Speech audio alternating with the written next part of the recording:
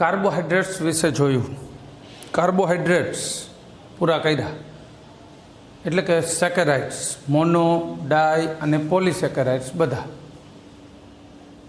હવે આપણે બીજો જૈવિક અણુ એટલે કે પ્રોટીન વિશે જોવું છે.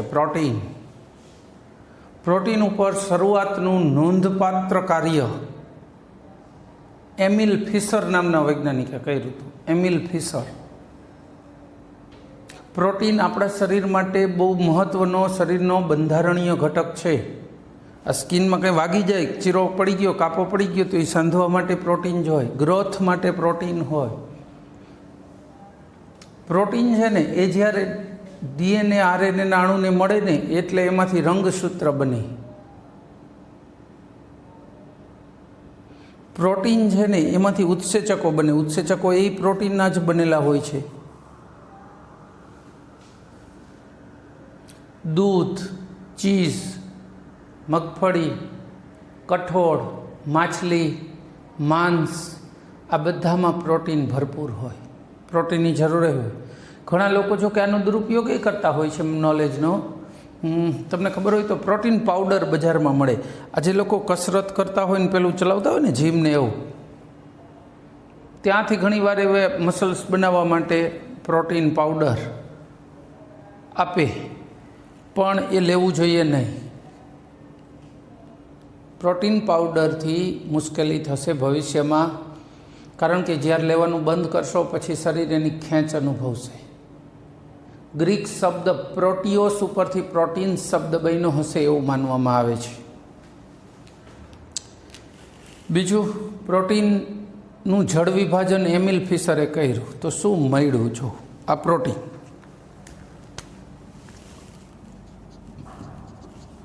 પ્રોટીન જળ વિભાજન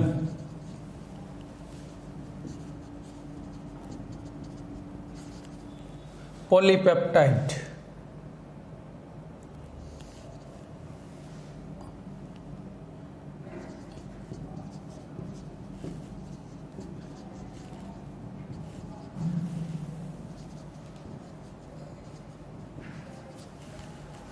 પ્રોટીનનું જળ વિભાજન કર્યું. આ કોણે કામ કર્યું હતું? એમિલ ફિશર નામના વૈજ્ઞાનિકે. હું નામ સાથે કહું છું, યાદ રાખજો.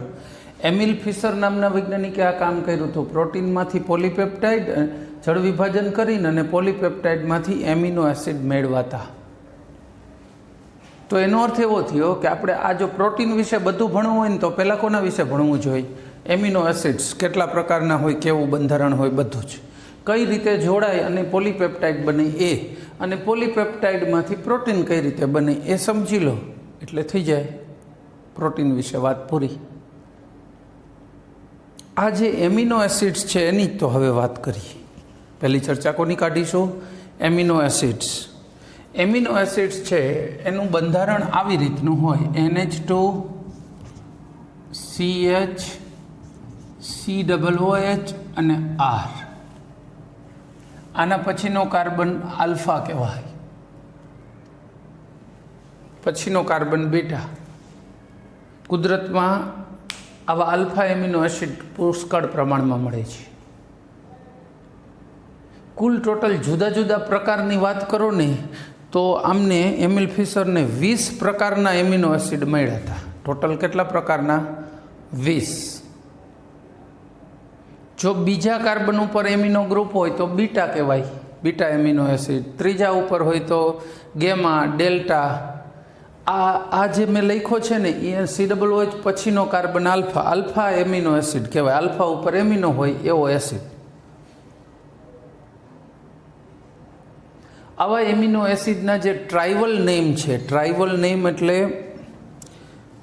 વર્ષોથી આ ચાલી આવતા હોય એવા એના નામો.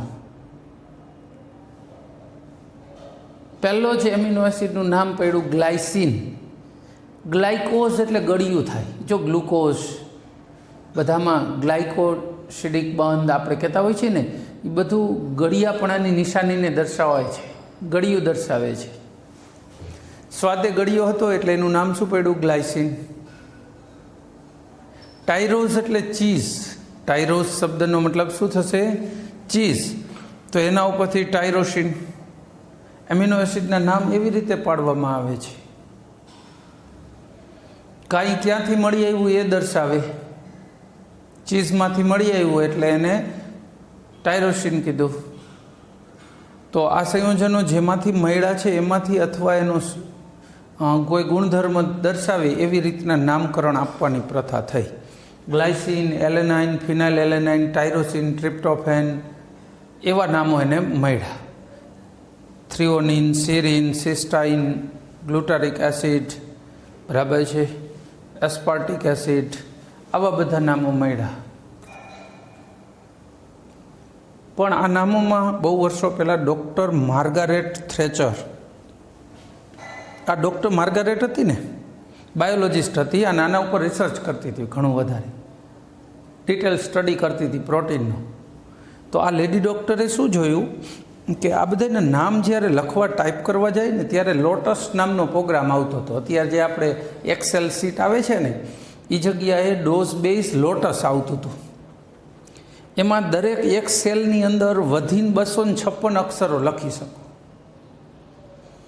હવે એનું નામ આખું લખ્યું હોય ગ્લુટામિક એસિડ તો શું થઈ જાય? એસ્પાર્ટિક એસિડ, લાંબુ પડે, કેટલાય શબ્દો થાય. હવે એક પ્રોટીનના અણુમાં તો માની લ્યો કે 100-200 એમિનો એસિડ હોય, તો 200નું આવી રીતે આખા નામ લખે તો નેચરલી સેલમાં સમાય નહીં નામ આખું.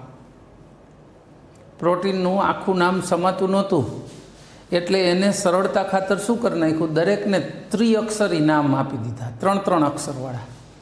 ગ્લાયસિન એમ આખું લખવાને બદલે GLY લખો એટલે ગ્લાયસિન આવી ગયું, GLY એટલે ગ્લાયસિન. પછી એલેનાઇન લખવું હોય તો ALA, 3 અક્ષર ખાલી લખવાના. ફિનાઇલ એલેનાઇન લખવું હોય ફિનાઇલ એલેનાઇન, PHE, 3 અક્ષર. આવી રીતની એને પ્રથા ચાલુ કરી, 3 અક્ષરવાળી. અગેન પ્રોબ્લેમ થયો કારણ કે શરૂઆતમાં ચાલ્યું અમુક એવા પ્રોટીન મળી આવ્યા હતા જેમાં ઓછા એમિનો એસિડ હતા, પણ જેમ જેમ સંશોધન થતા ગયા એવા પ્રોટીન્સ મળી આવ્યા જેમાં એમિનો એસિડ્સ પુષ્કળ પ્રમાણમાં હતા. હવે નામકરણ 3 અક્ષરનું પ્રોબ્લેમ આપવા માંડ્યું એટલે પછી એને શું ચાલુ કર્યું, દરેકના નામ 3 અક્ષરમાંથી ઘટાડીને 1 અક્ષરના બનાવી દીધા. એટલે અત્યારે જે તમે આ એમિનો એસિડ જુઓ તો એના નામકરણો કેટલા અક્ષરના છે? આખા નામ પણ છે, ત્રિઅક્ષરી પણ છે અને એકાક્ષરી પણ છે. તમે આ વસ્તુ અત્યારે જ ટેક્સ્ટ બુક ઓપન કરીને જોઈ લો, 420 પેજ નંબર ઉપર, પેજ નંબર 420 એના ઉપર આપણે આના નામ આપેલા છે.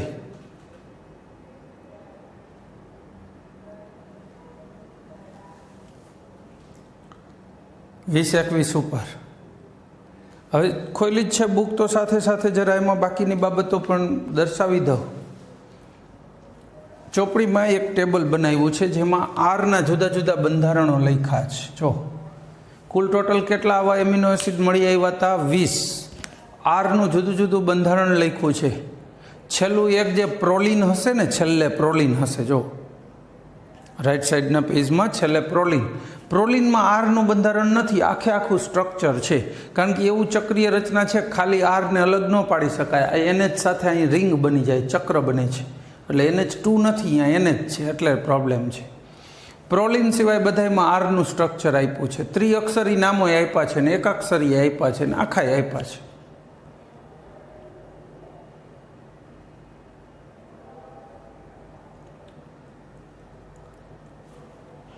આ જે એમિનો એસિડ્સ છે બધા 20, એના સૂત્રો યાદ રહીએ તો વધુ સારું છે, પણ કદાચ ન રહેતા હોય તો બહુ ઝાઝી મહેનત કરવાની જરૂર નથી, પણ નામ યાદ રાખી લેજો દરેકના. બુકમાં ક્યાંય લખ્યું નથી કે આ સૂત્ર પાકા ન કરતા એવું હો, એટલે એમ નહીં કહેતા કે નથી જ કરવા, પણ બધાના યાદ રાખીને જો ગોટાડે ચડી જતા હોય તો જરૂર નથી, કારણ કે આજ સુધીમાં એવી રીતે પૂછાણા નથી. સૂત્ર એના બનાવવાના હોય એવી રીતે નથી પૂછાણા. ખાસ તો ગ્લાયસિન, એલેનાઇન, ફિનાઇલ એલેનાઇન 3 યાદ રાખો એટલે આપણે આગળ જતાં થિયરીમાં વાંધો આવે નહીં. MCQમાં સૂત્ર ન પૂછે એવું નથી, પણ હવે MCQ જનરલી નીટ અને જીમાં ને એમાં લેવાય છે ત્યારે એ લોકો નોલેજને વધુ મહત્ત્વ આપે છે, ખાલી ગોખણને નહીં. એટલા માટે નથી આવ્યું, નહીંતર તો આવી ગયું હોત. અત્યાર સુધીમાં એવી રીતે પૂછાણું નથી. જૂની બુકમાં તો ટેબલની નીચે લખેલું જ આવતું હતું માત્ર જાણકારી માટે, એટલે નહોતા પૂછતા, ક્યાંય એવું નથી. આપણી આ NCERT બુકમાં એવું લખ્યું નથી કે માત્ર જાણકારી માટે, એટલે આવી શકે છે. આ જનરલ માહિતી થઈ લો એમિનો એસિડની. ત્યાર પછી આવી એમિનો એસિડનું વર્ગીકરણ, ક્લાસિફિકેશન. જુદી જુદી અનેક રીતે થાય. આપણે એક બે રીતો જોઈએ. પહેલી રીત, એસિડિક, બેઝિક અને તટસ્થ એમિનો એસિડ. નામ ઉપરથી જ ખબર પડી જશે. એસિડિક એમિનો એસિડ કોને કહેવાય? કે જે અહીંયા તો એક COOH ને એક NH2 હતો. જો આ જ હોત ને અહીંયા કાર્બનની શૃંખલા હોત ને તો એ તટસ્થ હોત. પણ આરની અંદર પણ COOH આવેલા હોય તો શું થઈ જાય? ઓવરઓલ આખા અણુમાં COOHની સંખ્યા વધી જાય. આ COOH એસિડિક ગ્રુપ છે, આ NH2 બેઝિક.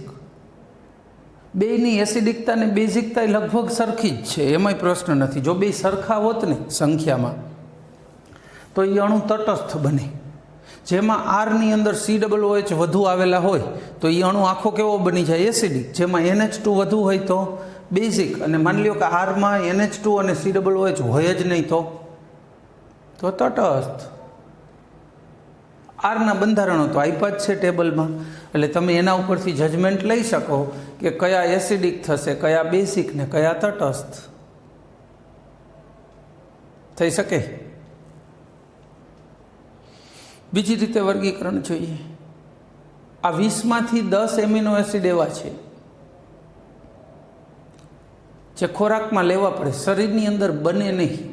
શરીરની અંદર કાર્બન, હાઇડ્રોજન, ઓક્સિજન, નાઇટ્રોજન બધા જ તત્વો હોય ને, જોઈએ એટલા આપો ને તો પણ એ બને નહીં.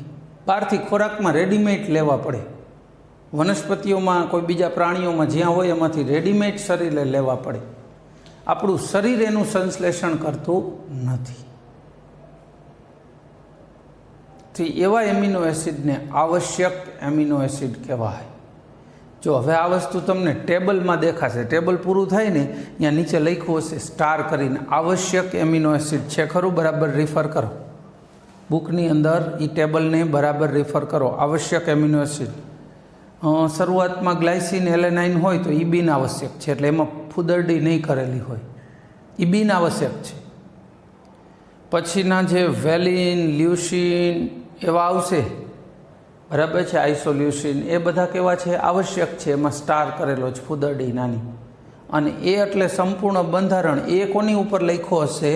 છેલ્લું જે પ્રોલિનનું બંધારણ છે ને એના ઉપર એ લખ્યો હશે. એ સંપૂર્ણ બંધારણ દર્શાવે છે. પણ એ પ્રોલિન છે એ કેવું છે? બિન આવશ્યક છે. શરીરમાં જાતે બની જાય, ખોરાકમાં રેડીમેડ લેવાની જરૂર પડતી નથી. બરાબર છે. તો આ થયું amino એસિડનું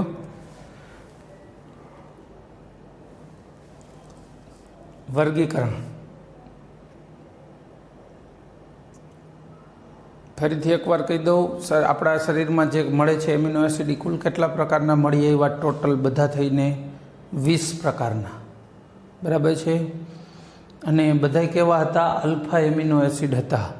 amino acid alpha, beta, gamma, delta એવી રીતે આપી શકાય, પણ બાયચાન્સ આપણા શરીરમાં જે હતા એ બધા આલ્ફા જ હતા.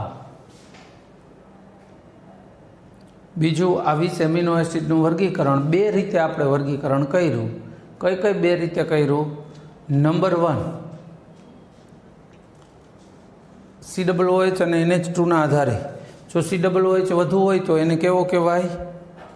COOH વધુ હોય તો એસિડિક એમિનો એસિડ, અને NH2 વધુ હોય તો બેઝિક એમિનો એસિડ. કહી શકો આટલું. બીજી રીતે વર્ગીકરણ કર્યું, શરીરમાં જે અંદર બની જાય છે, બહારથી ખોરાકમાં લેવા જેવું જરૂરી નથી, તો એ બધાને કેવા કીધા? બિન આવશ્યક. જે શરીરમાં બનતા નથી, ફરજિયાત ખોરાક દ્વારા જ ગ્રહણ કરવા પડે, એને આવશ્યક એમિનો એસિડ કહેવાય. હજી આ એમિનો એસિડની એક ખાસિયત જોઈ લાય. આ એમિનો એસિડ સંયોજનોને પાણીમાં ઓગાળો ને તો આ તટસ્થ તરીકે હોવાથી આપણને એમ થાય કે સ્થિર અણુ હશે, ધન ઋણ વીજભાર વગરનો, પણ એવું નથી, એવું હોતું નથી. શું કામ એવું નથી હોતું? આનું સંસ્પંદન થઈ શકે. જો આમાં COOH છે ને, એની પ્રોટોન દાન કરવાની વૃત્તિ છે, એસિડિક નેચર, અને NH2નું પ્રોટોન ગ્રહણ કરવાનું નેચર છે. એટલે આનું સ્વરૂપ છે ને આવું થઈ જાય, NH3CHCOO માઇનસ ને આ પ્લસ R. આવા આયનને જ્વિટર આયન કહેવાય. જ્વિટર આયન આવા જ્વિટર આયન સ્વરૂપે હોય. લો હવે તમે આની અંદર જો આ દ્રાવણમાં એસિડ ઉમેરો ને તમે H+, તો H+ કોણ મેળવી લે? COO મેળવી લે. એટલે NH3 પ્લસ CH COOH અને NH અને R. તો આખું આયન કેવું બની જાય? ધન આયન. એટલે એસિડિક માધ્યમમાં એ કેવું બની જાય? ધન આયન. અને જો બેઝિક માધ્યમ હોત તો ઋણ આયન. એસિડિક કે બેઝિક ના હોય તો આવું જ્વિટર આયન સ્વરૂપે રહીએ. તો એમિનો એસિડની પ્રકૃતિ મુજબ એ કેવા સ્વરૂપે અસ્તિત્વ ધરાવતું હોય છે? જ્વિટર આયન સ્વરૂપે, જેમાં ધન અને ઋણ બંને વીજભાર સંપૂર્ણ રીતે તટસ્થ હોય તો પણ અણુની અંદર વીજભાર હોય છે બંને પ્રકારના.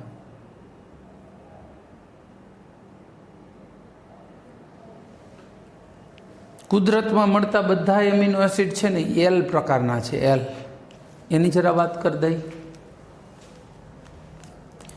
પહેલાં તો D અને L નામકરણ છે ને કોને લાગુ પડશે?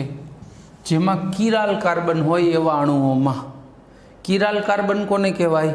જે કાર્બનની ચારેય સંયોજકતા જુદા જુદા ઘટકોથી સંતોષાયેલી હોય તો આને કિરાલ કાર્બન કહેવાય. લો આ કિરાલ કાર્બન છે.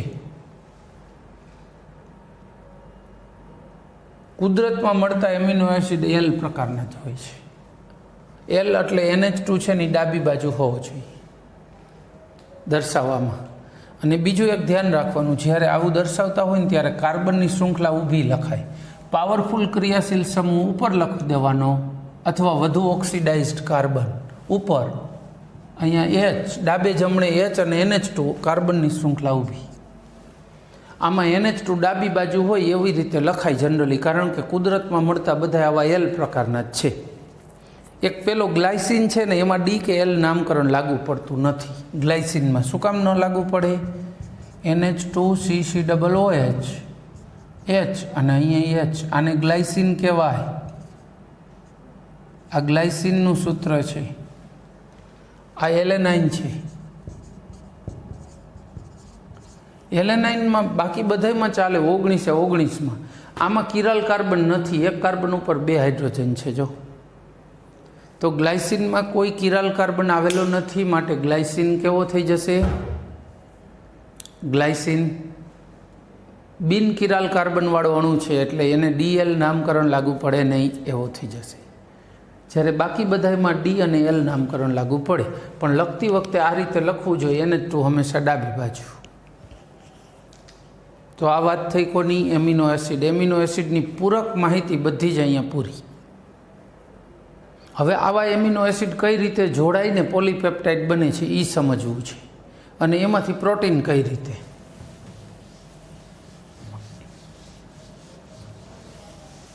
ટોપિક બહુ સરળ છે, કાર્બોહાઈડ્રેટ કરતાં તો ઘણો સરળ. 2 લેક્ચરમાં તો પૂરું થઈ જશે. અત્યારે લઈશું તો આવતી વખતે પૂરું જ થઈ ગયું હશે. બહુ ઇઝી છે એકદમ. આ એમિનો એસિડ છે. જો NH2CH2COOH, ગ્લાયસિન,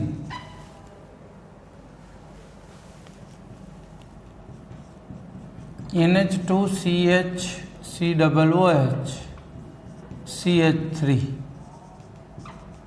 એલેનાઇન. હવે આને જોડું છું. જો પાણી દૂર થશે,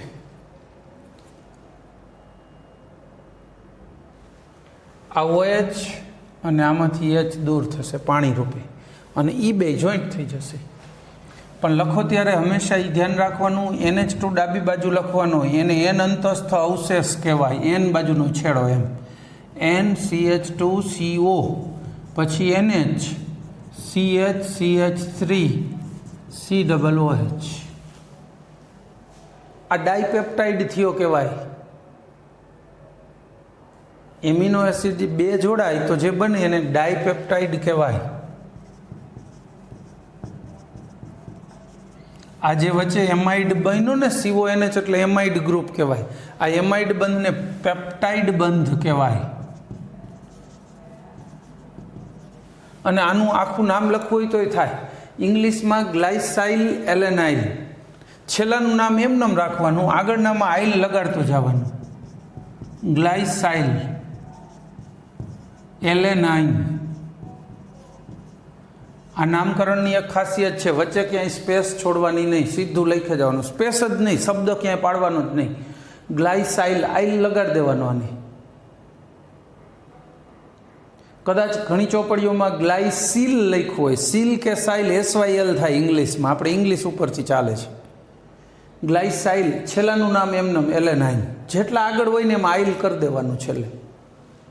હજી આમાં હું ત્રીજો જોડું જોવો ને, હજી ત્રીજો જોડી શકાય.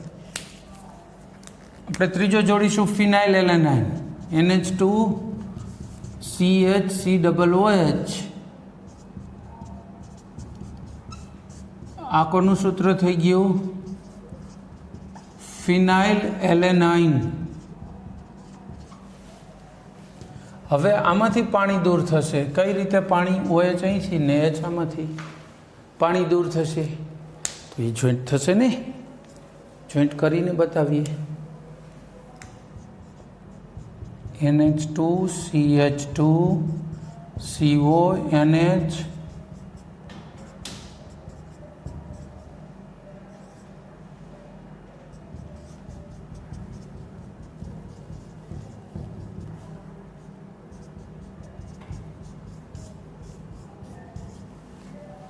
જો જોઈએ આમાં પેપ્ટાઇડ બંધ કેટલા થાય? 2. 3 એમિનો એસિડ જોડો તો 2 પેપ્ટાઇડ બંધ. 8 એમિનો એસિડ જોડી તો કેટલા પેપ્ટાઇડ બંધ થાય? 7. 9 જોડી તો 8. એ એકવાર પૂછાયેલું. 9 એમિનો એસિડ જોડાય તો પેપ્ટાઇડ બંધ કેટલા બને? 8. એક ઓછો. હવે આનું નામકરણ જોઈ. ચલો, પહેલો અણુ કયો હતો? ગ્લાયસાઇલ. ગ્લાયસીલ ચાલે, ફરીથી કહું છું. ગ્લાયસાઇલ એલેનાઇલ. બીજા અણુ એલેનાઇલ હતો એટલે એલેનાઇલ કરી નાખ્યું હવે. અને છેલ્લાનું નામ એમનામ ફિનાઇલ એલેનાઇન. ક્યાંય વચ્ચે સ્પેસ આપવાની નથી. ટૂંકાક્ષરી નામો પણ થાય આના. ટૂંકી રીતે આના નામો લખવા હોય તો થઈ શકે છે. કેવી રીતે? ગ્લાયસિનનું ટૂંકું નામ શું હતું? GLY. એલેનાઇનનું ALA. તો આનું આ ડાયપેપ્ટાઇડનું નામ શું થાય? GLYALA. આનું શું હતું? PHE. તો હવે આનું GLYALA PHE. આવું ટૂંકાક્ષરી નામ પણ થઈ શકે છે. GLYALA PHE. ગ્લાયસાઇલ એલેનાઇલ ફિનાઇલ એલેનાઇન. બરાબર છે? ચાલો, ત્યાર પછી શું જોઈશું?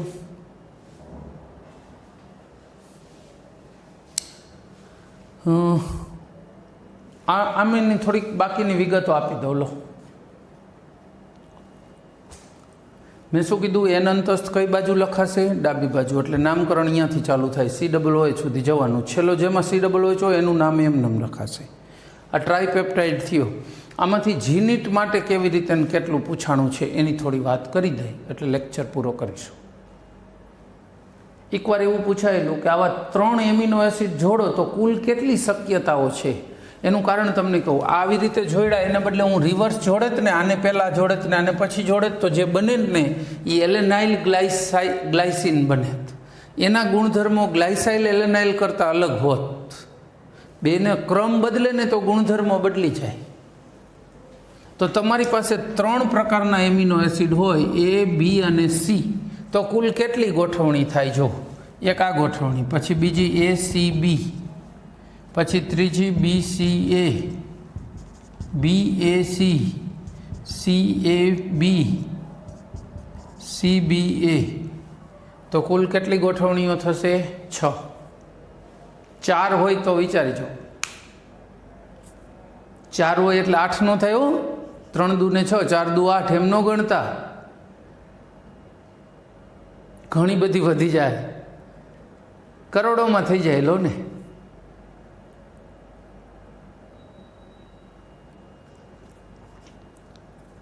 કરોડોમાં થાય એટલે વિશ્વમાં માની લો કે પ્રોટીન તો કરોડો અબજોથી ને વધારે પ્રકારના પ્રોટીન અસ્તિત્વ ધરાવે છે. બીજું એક જે પૂછાય છે આમાંથી એવી રીતે પૂછાણું હોય જીનીટમાં, એ આવશ્યક અને બિન આવશ્યક લિસ્ટ આપે, 4 ઓપ્શન, નીચેનામાંથી કયો બિન આવશ્યક એમિનો એસિડ છે? 3 આવશ્યક આપ્યા હોય, 1 બિન આવશ્યક આપી દીધો હોય, અથવા 3 બિન આવશ્યક હોય ને પૂછવું હોય કે આવશ્યક કયો ગોતી કાઢો. બરાબર, એટલે આવશ્યક બિન આવશ્યક, પછી એસિડ નીચેનામાંથી કયો એસિડિક એમિનો એસિડ છે? COOH વધુ વાળો. તો અત્યારે આપણે નવરાશે અહીંયા ટીક કરીને રાખી દેવાય કે આમાં COOH છે, આમાં છે, એટલે આટલા એસિડિક, આ બેઝિક અને આ તટસ્થ. અને પાકા જ પ્રમાણે કરવા પડે, કારણ કે આ પૂછાય છે એ આવું જ પૂછાય.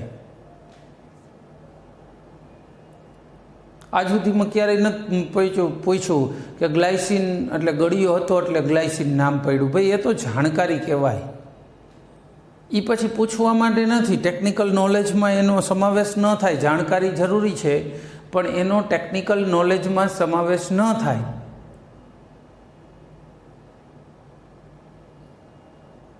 તમે ઇતિહાસ ભણતા હોય તો પૂછે કે ભાઈ બાબરે કોની સામે લડ્યો હતો, નાને શું કર્યું હતું, નાના રાજ્યમાં કેવી પ્રણાલી સ્થપાણી હતી ને એવું પૂછે. એમ ન પૂછે કે આ રાજા કેવો મુગટ પહેરતા, એમ આવે ખરું અંદર, તમે મુગટ એનો જોતા હોય ફોટામાં બધી. બરાબર છે, એમ જે તે ટેકનિકલ નોલેજ હોય એટલું જ એનું મહત્ત્વ હોય. મહારાણા પ્રતાપ એક જ ઘોડા ઉપર બેસતા, ચેતક, અને ચેતક મરી ગયા પછી ઘોડે બેઠાય નથી બીજા ઘોડા ઉપર, તો એના ચેતકનું નામ હોય એ હિસ્ટ્રીનો હિસ્સો કહેવાય. પછી બધાય રાજા કયો ઘોડો વાપરતા એમ દરેકના નામ ન હોય. બરાબર છે, તો આમાંથી જે પૂછાય છે ને આ રીતે. પછી એક વખત આવો ટ્રાયપેપ્ટાઇડનું નામ પૂછ્યું હતું કે આ 3ને જોડીને બનતા ટ્રાયપેપ્ટાઇડનું નામ શું થાય? ઓકે, છેલ્લી વાત કરી દઈએ.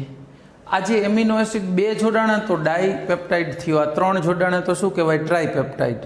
સામાન્ય રીતે 2 થી માંડીને 10 સુધીના જોડાઈને ટ્રાયપેપ્ટાઇડ, ટેટ્રાપેપ્ટાઇડ, પેન્ટાપેપ્ટાઇડ, એને ઓલિગોપેપ્ટાઇડ સામાન્ય નામ મળે છે. ઓલિગોપેપ્ટાઇડ.